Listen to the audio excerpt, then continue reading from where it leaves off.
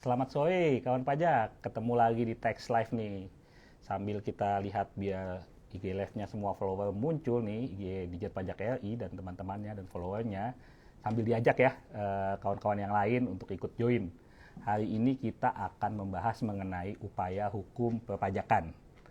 Kemarin kita lihat tuh di Tax Live sebelumnya, di edisi sebelumnya ada Kang Solihun yang membahas mengenai SP2DK. Apa sih si SP2DK itu harus diapain dan lain sebagainya, bisa disimak ya di episode sebelumnya, episode 110. Ini episode 111 nih kita sudah sekarang.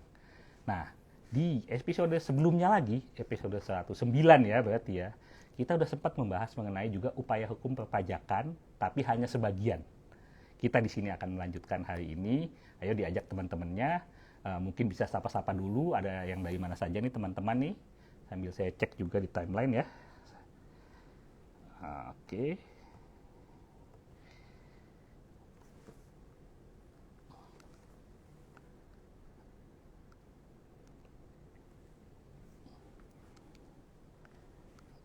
Ya. Ya, baik, nanti teman-teman bisa cek juga ya di kolom komen apabila ada pertanyaan silahkan. Mungkin di sana nanti juga ada yang langsung menjawab dari teman-teman Tax Army kita. Cukup banyak di sini. Ya. Ada 10 orang lah paling tidak nih yang bantu menjawab. Nanti kita mudah-mudahan pertanyaannya semuanya terjawab ya, seperti itu.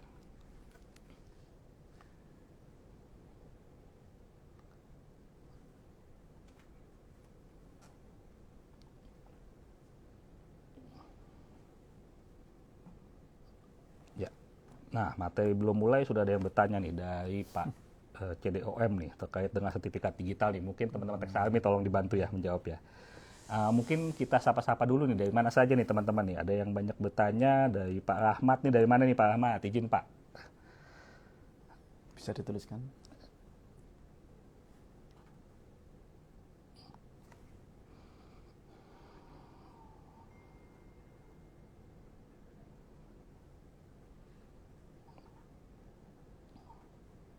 Oh, ada yang minta rekomendasi judul penelitian juga Pak. Insya Allah. Iya. Tolong Tax Army dijawab juga ya yang seperti ini ya. Teman-teman kita ini butuh bantuan. Oh, dari Karawang hadir, kata Pak Adi Teknik nih.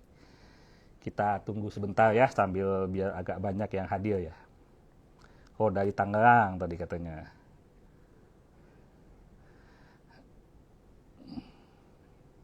Yang dari Sukoharjo ada nggak Mas? Oh iya, Sukoharjo ya. Ada nggak yang dari Sukoharjo nih? Ini tempat ke asalnya Pak Giaso nih. Iya, siapa tahu ada teman saya di situ ya. Mungkin teman SMP, teman SMA, SMP, ya. SMA, teman SD. Ada Magelang Pak. Oh Magelang. Iya. Magelang, iya siap. Ya, selamat datang teman semua. Oke. Oh, ada dari UMKM Bandung juga yang hadir nih. Ada dari Medan nih. Selamat siang menjelang sore kawan-kawan semua. Baik, mungkin kita bisa mulai ya Pak Giaso, izin. Boleh. Ya, siap. Nah, ini kalau kita lihat di dalam apa ya, mungkin dunia perpajakan dalam jangka waktu mungkin 1-2 minggu ke belakang atau bahkan 1 bulan ke belakang, kita sempat ramai memang mengenai adanya surat dari Direktur Jenderal Pajak yang kita kenal dengan SP2DK. Iya. Nah, sudah cukup banyak dibahas mengenai apa sih SP2DK, apa yang harus dilakukan wajib pajak apabila dapat SP2DK, yang sebenarnya intinya adalah komunikasi. Betul. Dengan Direktur Jenderal Pajak, wajib pajaknya, dengan wajib pajaknya. Itulah intinya dari surat tersebut. Nah, mungkin yang perlu kita perdalam adalah, yang perlu kami informasikan berikutnya adalah, apabila ternyata nantinya seorang wajib pajak mendapat sebuah surat ketetapan pajak nih, bukan surat SP2DK, tapi surat ketetapan pajak, atau mendapatkan surat tagihan pajak. Apa sih yang bisa dilakukan bagi wajib pajak tersebut, oleh wajib pajak tersebut? Tentu saja ini adalah informasi yang menurut kami cukup berguna ya bagi teman-teman semua. Masih banyak yang bingung. Pak, saya dapat STP, tapi saya rasa tidak seginilah pajaknya Pak. Gimana Pak? Saya dapat melakukan apa Pak? Seperti itu. Nah, untuk itu kita coba bahas sedikit. di episode 109 sempat dibahas mengenai apa yang namanya keberatan, apa yang namanya non keberatan. Nah, kita mungkin nanti ringkas di sini, tapi ternyata masih ada lagi. Nah, di sini kali ini saya Bima Pradana Putra, penyuluh pajak dari Direktorat Jenderal Pajak, akan membahasnya hal tersebut dengan Bapak Giaso. Selamat sore Pak Giaso. Pak Giaso ini juga penyuluh, teman-teman. Namun beliau adalah mantan penelaah keberatan nih kebetulan. Beliau banyak bergerak di terkait dengan kasus-kasus perpajakan, banyak datang ke pengadilan perpajakan. Kita bisa tanya nanti gimana cerita-ceritanya beliau dan pemahaman beliau mengenai upaya hukum perpajakan ini. Mungkin bisa sapa dulu Pak Giaso. Baik, terima kasih Mas Bima. Kita di episode yang istimewa ini Mas Bima ya. Gimana tuh Pak? 111. Oh, 111 ya betul. Bulan 11. Baik, kita sapa dulu kawan pajak ini. Siap. Baik, Assalamualaikum warahmatullahi wabarakatuh. Apa kabar kawan pajak semua di seluruh Indonesia? Dari Sabang sampai Merauke, tadi saya lihat ada yang dari Magelang, ada yang dari mana Mas? Batam juga ada ya tadi ya? Iya, ada Medan tadi, ada Batam, Medan, Magelang tadi Pak. Semuanya, ya dari Sabang sampai Merauke. Mudah-mudahan kawan pajak semua ya di seluruh Indonesia dalam kondisi sehat walafiat. Tolong hati-hati, sekarang lagi perubahan musim Mas ya. Betul. Musim kemarau ke musim penghujan, tolong banyak olahraga biar kondisi sehat, karena sehat merupakan suatu hal yang sangat pokok. Baik, sebelum berlanjut Mas, mungkin boleh nggak saya berpantun sedikit ya? Monggo Mas. Boleh ya? Biar suasana menjadi hangat seperti itu. Iya. Baik. Memulai IG live kali ini, ya, kami buka dengan Assalamualaikum. Waalaikumsalam. Tema edukasi sore hari ini kita bahas upaya hukum. Wes, mantap, cakep Pak Giaso. Siap. Nah, sebelum kita mulai, tadi saya sudah bicara juga sebelum kita memulai, saya mempersilakan kawan pajak nih apabila ada pertanyaan, itu bisa disampaikan mengenai di kolom komentar ya. Kalau bisa sih yang terkait hal ini ya. Tapi kalau ada pertanyaan yang lain, silahkan juga. Semoga teman-teman penyuluh yang ada di teks AMI kita nyebutnya di luar akan membantu menjawab. Dan beberapa pertanyaan akan kita bahas nih di segmen tanya jawab. Baik, hari ini kita akan kembali melanjutkan Pak Gi. Oh, siap. Melanjutkan yang mana? Episode 109 Tax Life. Episode Tax Life nomor 109. 109. Iya, 2 episode sebelum yang ini. Ada di Reels, bisa kawan pajak lihat bahwa sebenarnya ada di upaya hukum perpajakan, Pak Gi. Ya. Nah, mungkin saya izin bertanya dulu sebelum saya cerita yang 109 itu apa aja nih, Pak Gi. Iya. Sebenarnya upaya hukum perpajakan tuh ada apa aja sih sebenarnya? Kita bisa kategorisasikan nggak sih mereka itu, si upaya hukum perpajakan apa saja? Iya. Baik, Mas Bima. Memang ini sebuah pembahasan yang sangat penting, Mas Bima ya. Karena wajib pajak harus mengetahui. Tadi disampaikan setelah dapat SKP, surat ketetapan pajak harus apa, setelah dapat STP harus apa, setelah dapat putusan harus apa. Ya, maka di sini kawan pajak semua akan kita bahas upaya hukum apa saja yang bisa kita lakukan. Ya, kita nyebutnya kita ya, karena kita sudah menyatu dengan wajib pajak. Betul. Baik. Kita yang juga wajib pertama, pajak. Upaya hukum dalam lingkungan Direktorat Jenderal Pajak. Jadi upaya hukum itu dilakukan di DJP dulu. Seperti itu. Kan tadi disebutkan oleh Mas Bima, mungkin nanti akan dijelaskan ya. Tadi ada keberatan, non keberatan dan seterusnya, ada kebetulan. Nah, kemudian yang kedua adalah upaya hukum di pengadilan pajak.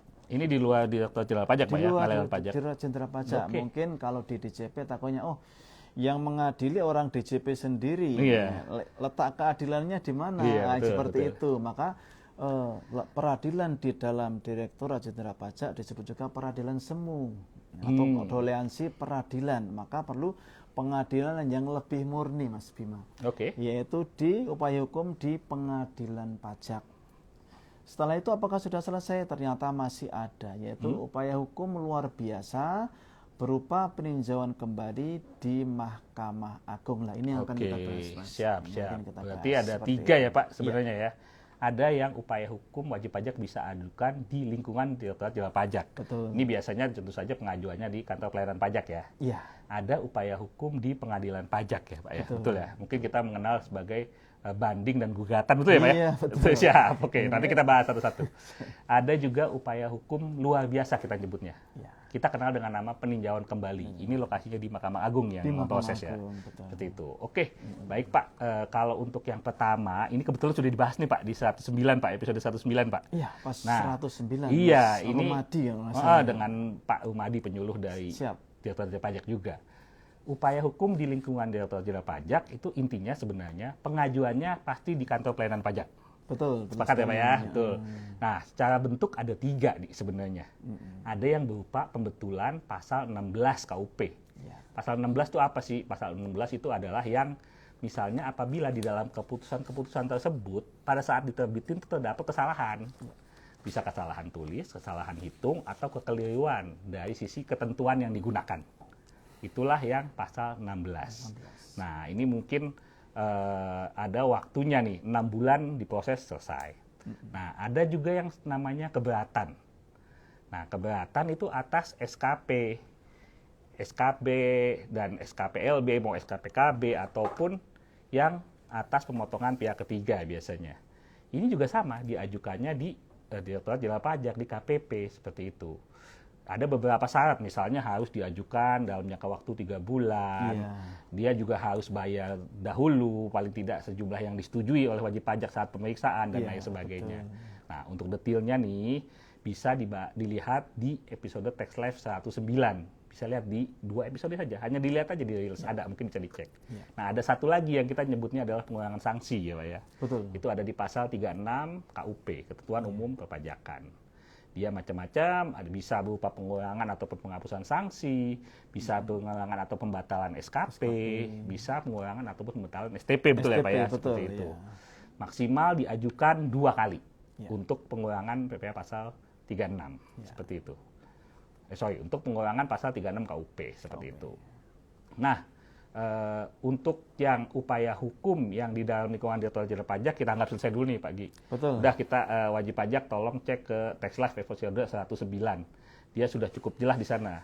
Pak Rumadi sudah membahasnya bersama dengan teman-teman dari sumbernya pada saat itu ya. Sekali. Pak Yoga ya kalau tidak salah ya. Iya. Pak Yoga, betul. Nah, saya perlu bertanya nih Pak. Nih, yang kedua, untuk upaya hukum yang dilakukan wajib pajak di pengadilan pajak Pak. Apakah ini merupakan lanjutan Pak dari yang dilakukan di DJP atau sebenarnya dia terpisah Pak? Mungkin bisa dijelaskan satu persatu Pak. Baik, kawan pajak semua. Tadi sudah dijelaskan Mas Bima yang sudah mengulas episode yang 109 masa yang lalu. Tadi rupanya di DJP pun ada upaya pembetulan pasal 16, ada keberatan, ada pasal 36 juga tadi ya. Lah, berikutnya ini kan ada upaya hukum di pengadilan pajak. Upaya hukum di pengadilan pajak ini Bapak sekalian merupakan kelanjutan, tadi benar disebutkan Mas Bima, kelanjutan dari upaya hukum di DJP. Ya, misalnya kalau sudah keberatan, apakah berhenti? Rupanya tidak. Setelah keberatan ada upaya banding. Namanya banding ya. Banding. Setelah keberatan lanjutannya banding. Gitu ya. Kemudian tadi wajib pajak sudah mengajukan permohonan pasal 16 katakanlah. Kemudian terbit SK pembetulan. Atau wajib pajak melakukan permohonan pengurangan pasal 36 dari huruf A sampai huruf D tadi. Keluarlah SK keputusannya seperti itu. Lah, untuk yang banding tadi kan meneruskan dari upaya keberatan. Untuk yang gugatan itu meneruskan dari yang SK pengurangan tadi Mas. Kalau memang dirasa saya belum cocok nih dengan keputusan hasilnya dari DJP, gitu ya. Saya mengajukan gugatan. Cuman, gugatan ini tidak hanya sebatas itu, nanti masih ada beberapa yang lain terkait dengan penagihan pajak juga bisa dilakukan. Bisa dilakukan gugatan. Mungkin ini kita bahas yang banding dulu nih. Baik. Yang pertama adalah upaya hukum banding Bapak-Ibu sekalian. Ya, jadi wajib pajak dapat mengajukan banding hanya kepada Badan Peradilan Pajak. Badan Peradilan Pajak kalau sekarang namanya Pengadilan Pajak. Jadi surat tadi diajukan ke Sekretariat Pengadilan Pajak yang pusatnya ada di Jalan Hayam Wuruk nomor 7 seperti itu. Harus ditujukan ke sana. Biasa ke sana Pak kayaknya, Pak. Biasa ke sana. Cuman kawan pajak semua jangan sekali-kali mengajukannya ke KPP. Iya, ataupun ke kantor wilayah. Itu bukan pada tempatnya. harus kepada Badan Peradilan Pajak, dalam hal ini adalah Pengadilan Pajak. Kemudian atas apa? Atas surat keputusan keberatan. Surat keputusan keberatan itu, ya itu kan dia memutuskan atas keberatan atas SKP KB, atas SKP KBT, atas SKP LB, atas SKP nihil, dan juga pemotongan ataupun pemungutan. Jadi prosesnya katakanlah diperiksa, kemudian keberatan, kemudian banding lah. Disinilah tempatnya, seperti itu, Mas. Kemudian yang kedua nih, Mas, permohonan diajukan secara tertulis dalam bahasa Indonesia, ya dalam bahasa Indonesia, jangan pakai bahasa Inggris. Bahasa Indonesia ya. Dengan alasan yang jelas. Jadi istilahnya menunjukkan alasan mengajukan banding itu harus benar-benar jelas. Materi pada saat diperiksa apa, yaitulah yang diajukan bandingnya. Seperti itu. Jadi harus jelas-jelas itemnya di surat keberatan permasalahan apa, kemudian diuraikan di surat banding ini, oh saya tidak setuju karena apa, seperti itu. Kemudian diajukan paling lama 3 bulan, Mas, sejak SK keberatan diterima. 3 bulan. Ya, cuman perlu diperhatikan pengertian dari diterima ini, Bapak Ibu sekalian, teman-teman kawan pajak. Diterima itu ada bermacam-macam. Diterima secara langsung kalau memang dikirim secara langsung. Diterima melalui faksimili, ya tanda terima di faksimili. Atau dikirim pos, itu tanggal cap pos. Kalau diperhatikan tanggal cap posnya, Bapak Ibu sekalian, teman kawan-kawan pajak, jangan mendasarkan pada saat saya menerima SK keberatannya. Tapi tolong dilihat cap posnya. Kemudian 3 bulan setelah itu, itulah maksimal harus mengajukan permohonan banding. Karena kawan pajak semua sering ya di pengadilan pajak kadang orang terlambat 1 hari gara-gara hal ini. Banyak ya Pak ya kejadian ini ya? Banyak. Telat 1 hari sehingga tidak memenuhi formal, akhirnya keputusan adalah TDD, tidak dapat diterima. Siap. Ya, kan sayang sekali. Bisa materinya kuat, tapi secara formal cuma salah sedikit, menjadi tidak dapat diterima. Fasilitasnya ada tapi tidak bisa digunakan. Iya, gitu ya, Pak? sayang. Kemudian harus dilampaui dengan SK keberatan yang diajukan keberatan. Aslinya, Pak? Ajukan banding. Aslinya, Mas. SK asli, siap. Berikutnya. Ada lagi ya? Ya, masih terkait pelunasan pajak nih. Ya. Jadi misalnya katakanlah tadi kan awalnya diperiksa, terbit SKPKB, kemudian mengajukan keberatan, kemudian mengajukan banding. Jadi kawan pajak semua, kalau SKPKB diajukan keberatan, maka pajak yang terutang tadi pelunasannya tertangguh 1 bulan sejak SK keberatan. Keberatan dulu ya. SK keberatannya ya. Kemudian apabila mengajukan banding, maka untuk pelunasan pembayaran tadi tertangguh lagi 1 bulan sejak tanggal penerbitan putusan banding, Mas. Jadi tidak usah dibayar dulu pun pada saat banding tidak apa-apa, mengajukan banding nggak apa-apa, asal itu bukan pajak yang disetujui pada saat pemeriksaan seperti gitu itu. Iya. Kemudian berikutnya masih ada banyak nih, Mas. Nggak apa-apa. Agak banyak ya. Nggak apa-apa, silakan Pak. Biar kita dapat semua satu persatu datanya. Jadi, nanti kita coba rangkum. Baik. Kemudian terhadap satu keputusan itu diajukan 1 surat banding, Mas. 1 keputusan keberatan, 1 surat banding. Misalnya begini, orang diperiksa, terbit SKP PPH Badan, terbit SKP PPH pasal 21, terbit SKP PPH pasal 23, terbit SKP PPN, seperti itu. Itu tidak boleh jadikan jadi satu kemudian mengajukan surat banding. Itu tidak boleh ya. Berarti harus per keputusan SK gitu ya. Ketetapan. Iya, per ketetapan. Jadi kan dari ini kemudian terbit 1 surat keberatan, ya, per 1 surat keputusan keberatan tadi diajukanlah surat permohonan bandingnya masing-masing gitu ya. Masing-masing. Jangan digabung kawan pajak semua. Nanti tidak memenuhi formal juga seperti itu. Siap. Baik, berikutnya diajukan dengan disertai alasan-alasan yang jelas dan dicantumkan tanggal diterima surat keputusan yang dibanding. Tadi ya, alasannya jelas, cantumkan juga tanggal terima. Saya menerima surat keputusan itu kapan, harus kita cantumkan juga di surat banding tersebut. Kemudian banding dapat diajukan oleh wajib pajak sendiri, oleh ahli warisnya, kemudian seorang pengurus atau kuasa hukumnya, Mas. Ya, jadi bisa tidak harus wajib pajak sendiri. Yeah. Misalnya dia menunjuk seorang kuasa hukum, ya kuasa hukum tadi bisa mengajukan permohonan banding tadi, tetapi ya harus selain tanda tangan basah dan ada surat kuasanya dari wajib pajak kepada kuasa hukumnya. Tetap berlaku sebagaimana biasa ya Pak ya. Betul. Wajib pajak bisa, kuasa bisa. Kuasa pun ahli waris bisa. Asal ada surat kuasanya, Ya. Mas. Berikutnya, apabila selama banding, ya, pemohon banding tadi meninggal dunia, nah, maka banding dapat dilanjutkan, Mas, oleh ahli warisnya, oleh kuasa hukum dari ahli warisnya, atau pengampunya dalam hal pemohon banding tadi pilot seperti itu. Siap. Kemudian putusan pemeriksaan ini sudah masuk ke Undang-Undang Pengadilan Pajak, Mas. 14 tahun 2002, putusan pemeriksaan dengan acara biasa diambil dalam jangka waktu 12 bulan sejak surat banding diterima. Tapi baru putusan, Mas, belum ucap. Kalau ucap beda sendiri. Jadi nanti ada proses permohonan banding, kemudian ada pemeriksaan di dalamnya baik formal maupun material, kemudianlah diputus. Setelah diputus baru nanti akan diucap. Seperti itu prosesnya. Ada tanggal ucapnya gitu ya. Ada tanggal ucapnya, baru nanti keluar putusan bandingnya. Seperti itu. Kemudian Pengadilan Pajak tadi, kawan pajak semua harus mengucapkan putusan banding tadi seperti apa, apakah menerima ataupun menolak ataupun menerima sebagian atau tidak dapat diterima, itu harus diputuskan dalam sidang terbuka untuk umum.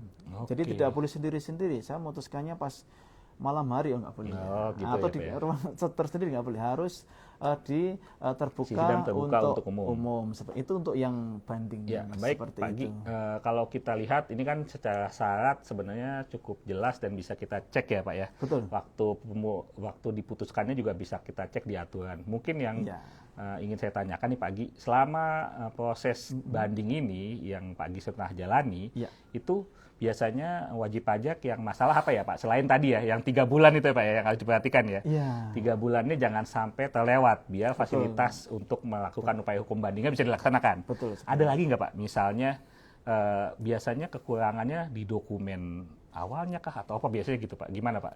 Kalau berdasarkan pengalaman Pak. Baik, kawan pajak semua, jadi untuk proses banding tadi, ya pertama kan pasti ada surat permohonan bandingnya. Banding diajukan. Kemudian dari Pengadilan Pajak akan minta namanya SUB, surat uraian banding ke KPP, dan juga nanti dari pihak pemohon banding itu juga akan diminta untuk memberikan tanggapannya seperti itu. Nah, pada saat proses pemeriksaan di Pengadilan Pajak itu pertama akan diproses formalnya dulu, Mas. Dokumen-dokumen gitu ya. Formal apakah tadi 3 bulan, apakah dalam jangka keputusan satu surat banding dan lain sebagainya, yang tanda tangan siapa. Ya, kadang kalau misalnya wajib pajak ini wajib pajak luar negeri, kapan datang ke Indonesianya, ya itu sampai dicek juga. Sampai dicek juga biasanya ya. Pasportnya datangnya kapan, seperti itu. Datangnya kemudian balik ke negara asingnya kapan, itu pun juga dicek untuk memastikan bahwa memang surat banding tadi benar-benar ditandatangani di wilayah NKRI. Karena Undang-Undang Pengadilan Pajak itu kan di bawah Undang-Undang istilahnya Pemerintah Negara Republik Indonesia, berlaku hukum Indonesia seperti itu. Itu untuk yang formal. Berikutnya akan dicek secara materialnya, Mas. Iya, untuk penilaian material. Jadi kalau formal sudah terpenuhi, baru masuk ke material. Ke material nanti akan dibuktikanlah di sana. Temuan pemeriksa seperti apa, seperti apa, ataupun SK keberatan seperti apa, laporan keberatan seperti apa, semua akan diminta, kemudian akan diserahkan ke majelis hakim. Majelis hakim yang akan memberikan ke pemohon banding untuk diteliti temuannya berdasarkan apa saja, seperti itulah. Pada saat inilah kesempatan bagi wajib pajak untuk menanggapi, ya, berdasarkan data-datanya dia. Ini temuan ini seharusnya seperti ini. Nah, nanti sudah proses TikTok lah di Pengadilan Pajak antara seperti proses keberatan gitu ya. Dengan pemohon banding sebelah kiri, kemudian terbanding sebelah kanan, ya semua akan diadu di situ untuk menentukan siapa yang benar, siapa yang salah. Nanti hakim yang akan memutuskan berdasarkan rasa keadilan yang dia miliki, seperti itu. Baik Pak Gi, lumayan ya pengalamannya luar biasa. Ini kalau banding sudah tadi atas SK keberatan yang diterima wajib pajak, dan apabila wajib pajak ternyata masih belum terima atas keputusannya. Iya. Masih melihat, Pak ini masih salah. Oh silahkan ajukan banding gitu ya Pak Gi. Iya, emang. Nah, kita lanjut nih Pak ke gugatan Pak. Iya. Kalau gugatan itu seperti apa lah Pak? Itu benda apa tuh Pak gugatan Pak? Biar kita wajib pajak, teman-teman kawan pajak tahu nih. Baik, ini gugatan dengan banding merupakan hal yang berbeda Mas Bima ya. Jangan sampai setelah banding terus digugat. Bukan seperti itu. Ini objek yang berbeda. Iya. Kalau banding tadi kelanjutan dari SKP kemudian keberatan. Ya. Kalau gugatan ini memang ada beberapa hal yang bisa menyebabkan wajib pajak untuk mengajukan permohonan gugatan tadi. Gitu ya? Yang pertama terkait pelaksanaan surat paksa, Mas. Surat paksa, surat perintah melaksanakan penyitaan atau pengumuman lelang. Ini dalam rangka proses penagihan. Jadi proses penagihan tadi ada prosedur yang tidak benar, katakanlah surat paksanya cuman ditempel di jalan. Tidak menemui orangnya seperti itu.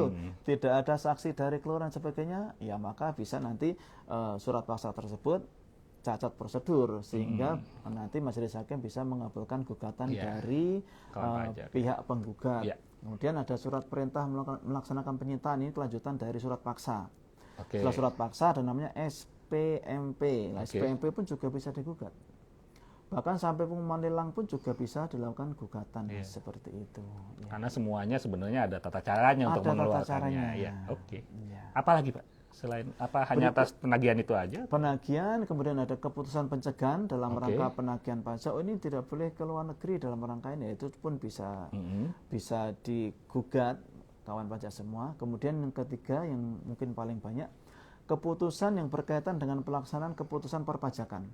Teman selain yang ditetapkan dalam pasal 25 ayat 1 pasal 26. 25 ayat 1 dan pasal 26 terkait surat keputusan keberatan. Jadi surat keputusan selain yang surat keputusan keberatan tadi itu hampir semuanya bisa dilakukan gugatan gitu ya. Jadi namanya kalau yang keberatan tadi ke banding, kalau untuk surat yang lain digugat gitu ya, gugatan.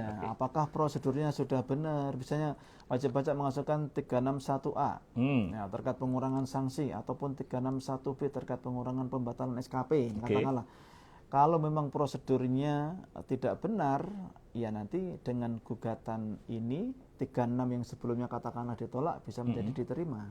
Seperti itu. Berikutnya Mas masih ada? Masih ada Mas. Masih ada. Siap. Satu lagi. Ya ini terkait penerbitan SKP. Surat ketetapan pajak, kita tahu kalau SKP kan diterbitkan pasti melalui pemeriksaan Mas. Ya, betul. Ataupun surat keputusan keberatan yang penerbitannya tidak sesuai dengan prosedur atau tata cara yang telah diatur dalam ketentuan peraturan perundang-undangan.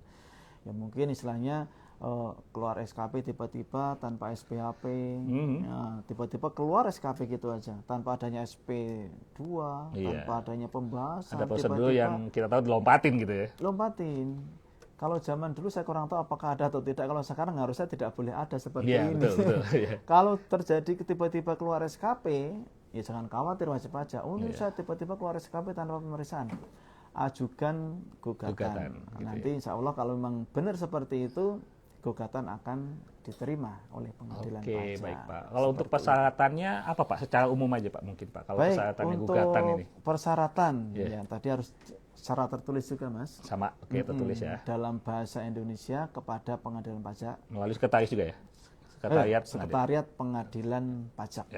Kemudian jangka waktunya, ya itu untuk pelaksanaan penagihan tadi itu 14 hari Mas. Setelah tanggal pelaksanaan penagihan. Cuma 14 hari. Misalnya surat paksa, 14 hari sejak itu. Begitu kawan pajak dapat surat paksa, 14 hari dia harus gugat. Harus sudah gugatan. Kalau melewat 14 hari, nanti ya cacat formal juga. Sayang juga seperti itu. Mepet berarti. Mepet, iya. Kemudian untuk gugatan selain yang penagihan pajak tadi itu 30 hari Mas. Ada waktu untuk yang lain ya? Iya, 30. Cuman ini katakannya 30 hari, bukan 1 bulan. Beda lagi. Kalau hari dihitung harinya berapa? Kalau bulan ya mungkin bulan ini, bulan depan kurang 1 hari, itu namanya 1 bulan. Ini juga penting karena menentukan 30 harinya sejak kapan seperti itu. Nah, itu sangat penting teman-teman semua. Baik. Kemudian jangka waktu tadi teman-teman semua 14 hari, 30 hari bisa lewat dari itu kalau memang ada dipenuhi kriteria keadaan di luar kekuasaan penggugat, mungkin nggak terjadi kerusuhan, terjadi dan lain sebagainya, bencana nasional, itu pun bisa mengundurkan waktunya. Kemarin pas COVID Mas, ya COVID kemarin, COVID-19 itu bisa sampai mengundurkan waktu karena sudah dianggap bencana nasional. Iya, betul. Itu betul. Jadi ada beberapa orang, oh saya COVID nggak bisa mengajukan. Rupanya setelah mengajukan ternyata kok tidak telat, ternyata memang ada penangguhan waktu seperti itu. Kemudian terhadap satu pelaksanaan penagihan atau satu keputusan tadi diajukan satu surat gugatan. Sama lah ya dengan yang tadi. Satu seperti itu.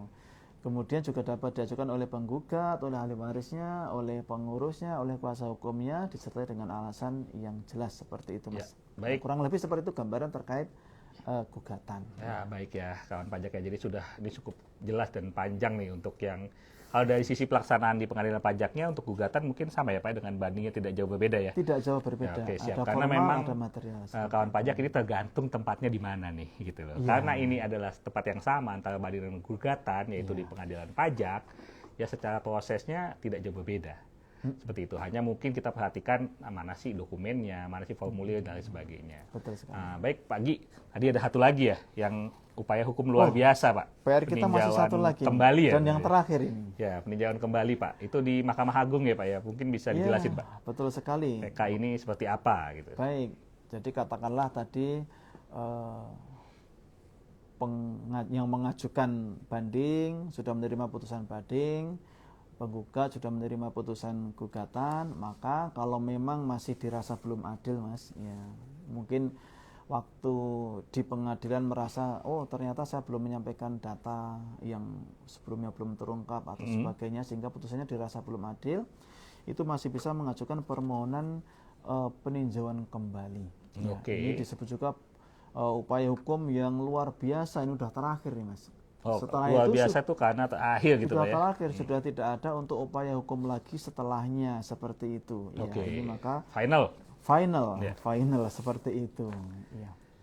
Nah ini kalau dia terpaksa harus mengajukan yang peninjauan kembali ini apa aja Pak yang harus dia lengkapi, mungkin persyaratannya apa saja biasa? Baik, mungkin ada beberapa ketentuan yang perlu kita sampaikan Mas. Siap. Ini sebenarnya juga ada di Undang-Undang Pengadilan Pajak ya. Jadi untuk permohonan PK ini, kita singkat PK aja ya. Itu dapat diajukan satu kali kepada Mahkamah Agung melalui Pengadilan Pajak.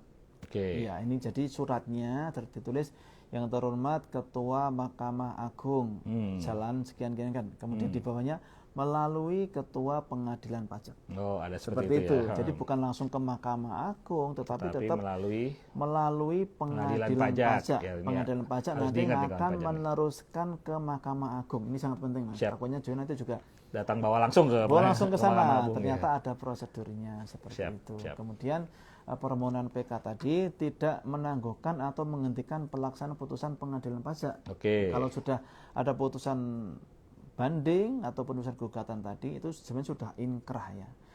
Putusan tadi bisa dilaksanakan. Dia sudah mempunyai kekuatan hukum gitu ya. Bisa dilaksanakan seperti itu. Kalau misalnya harus dibayar, segera dibayar. Kalau LB segera terbit LB-nya. Tidak bisa ditangguhkan dahulu gitu, bisa ditangguhkan sambil berjalan bersamaan. Siap.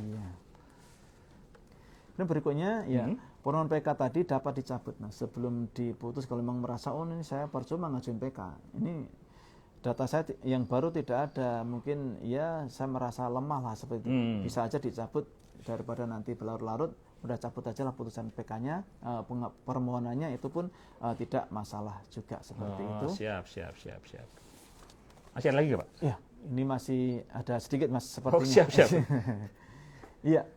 Kemudian pengajuan permohonan PK tadi Mas, atas suatu putusan yang nyata-nyata tidak sesuai dengan ketentuan peraturan, itu bisa dilakukan dalam jangka waktu 3 bulan sejak putusan dikirim. Misalnya putusan banding ataupun putusan gugatan dikirim, itu 3 bulan sejak itu batas waktunya untuk mengajukan permohonan peninjauan kembali. Kemudian di sini kita lihat dari sisi Mahkamah Agungnya dalam memeriksa atau memutus perkara tadi. Itu harus diputus dalam jangka waktu 6 bulan. 6 bulan. Dalam hal Pengadilan Pajak itu mengambil putusan melalui pemeriksaan acara biasa. Jadi kalau di Pengadilan Pajak itu ada pemeriksaan acara biasa, acara cepat. Tergantung jenis kasusnya, Mas. Jenis kasusnya ya. Kalau mungkin terkait formal, ya misalnya ini telat sehari 2 hari, kadang cukup acara cepat, nggak perlu larut, sudah terbit. Tapi kalau untuk yang memang harus membahas terkait materi, gitu ya, harus jual beli argumen di pengadilan pajak, ya mungkin pakai acara biasa. Kalau acara biasa harus putus dalam jangka waktu 6 bulan. Kalau acara cepat harus putus dalam jangka waktu 1 bulan. Seperti itu.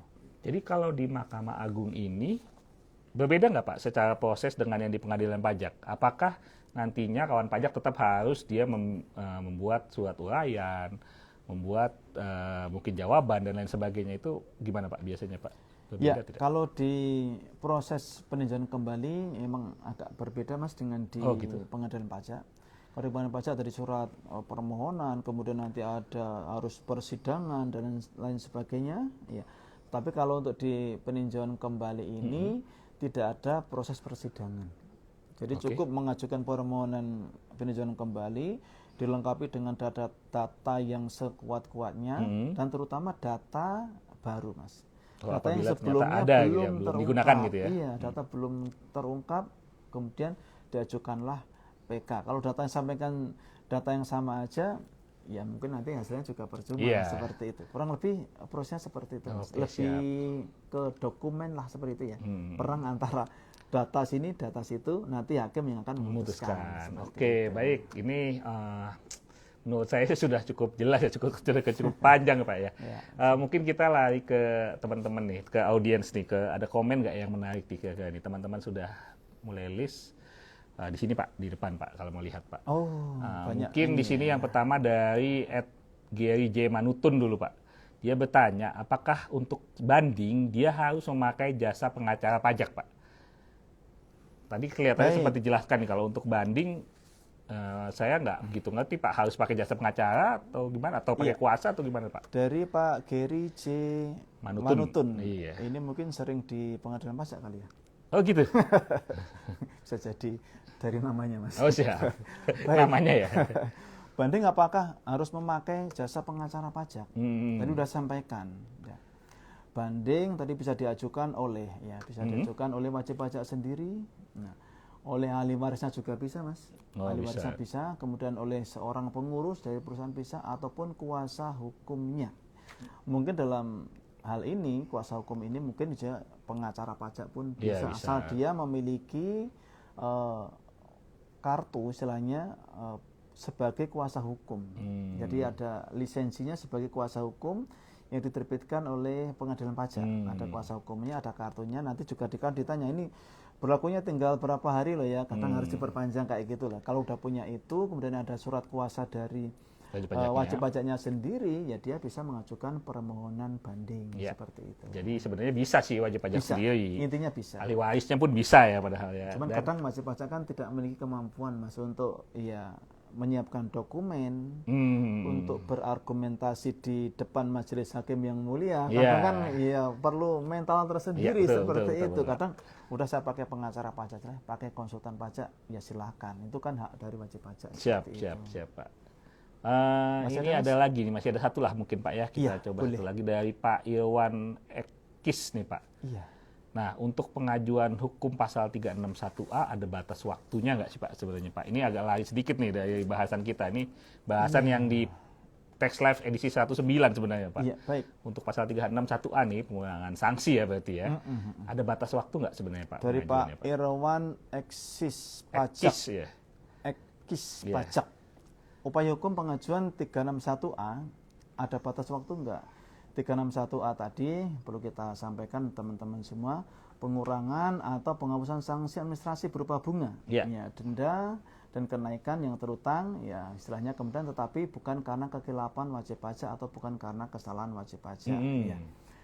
Apakah ada batas waktu pengajuannya setelah katakanlah saya menerima surat tagihan pajak. Saya mau mengajukan permohonan pasal 361A. Apakah ada batas waktu, katakanlah apa sebulan, 2 bulan, 3 bulan? Rupanya kalau di undang-undang KUP ini tidak ada Mas.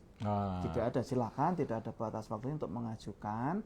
Cuman sekalian permohonannya kalau katakanlah pertama sudah ada SK keputusan, kemudian ditolak nih, mengajukan lagi permohonan yang kedua, katakanlah ditolak lagi, ini tidak bisa yang ketiga. Oh, gitu permohonannya ya. aja yang gitu ya? tidak boleh 2 kali. Tetapi DJP memang ada batasan untuk memberikan keputusan dalam jangka waktu 6 bulan. 6 bulan gitu ya? Permohonan pengurangan 6 bulan DJP harus memberikan keputusan, harus terbit SK pengurangan. SK pengurangan tadi mungkin ujungnya bisa gugatan, bisa sampai ke peninjauan kembali. Oke, siap. Jadi cukup jelas ya Pak X ya. Dari sisi batas waktu sih nggak ada ya sebenarnya ya. Tapi memang DJP nih dibatasi nih. Kita hanya bisa menerbitkan apabila setelah permohonannya masuk 6 bulan harus terbit, kan seperti itu. Entah menolak, entah menerima, entah menolak, harus entah menerima. terbit. Dan wajib pajak cuma bisa ngajuin 2 kali. 2 kali. 2 kali gitu ya Pak ya. Oke, siap. Betul. Ya baik, nggak terasa nih Pak, udah lewat nih Pak dari jatah waktu kita 30 menit nih Pak. Siap. Ya semoga nih yang penjelasan yang diberikan Pak Giarso cukup jelas ya kawan pajak ya. Nanti Tax Live ini bisa kawan pajak saksikan lebih lanjut ataupun bila ingin mengulang nih di Reels Dijen Pajak RI. Iya, boleh. Aman dia. Bisa dicek kembali. Apabila ternyata ada yang tadi kelewat, tadi dibahas mengenai banding, bahasannya apa tadi ada yang kurang ya, atau gugatan ataupun mengenai peninjauan kembali tadi. Oke, mungkin Pak Gi ada yang mau disampaikan Pak terakhir Pak. Baik, mungkin sebagai salam penutup Mas Bima ya. Siap. Iya, tadi kan ada salam pembuka, sekarang salam penutup.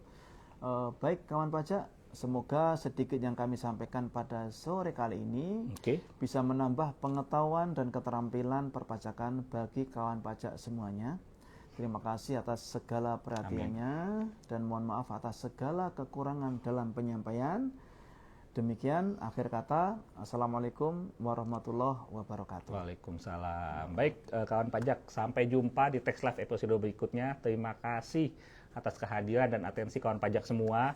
Jaga kesehatan, kita mulai memasuki musim hujan nih pagi ya, sudah mulai banyak. Walaupun di rumah saya belum Pak. Baik kawan pajak semua, kita jumpa lagi di Tax Live berikutnya. Wassalamualaikum warahmatullahi wabarakatuh. Ayo sampai jumpa kembali.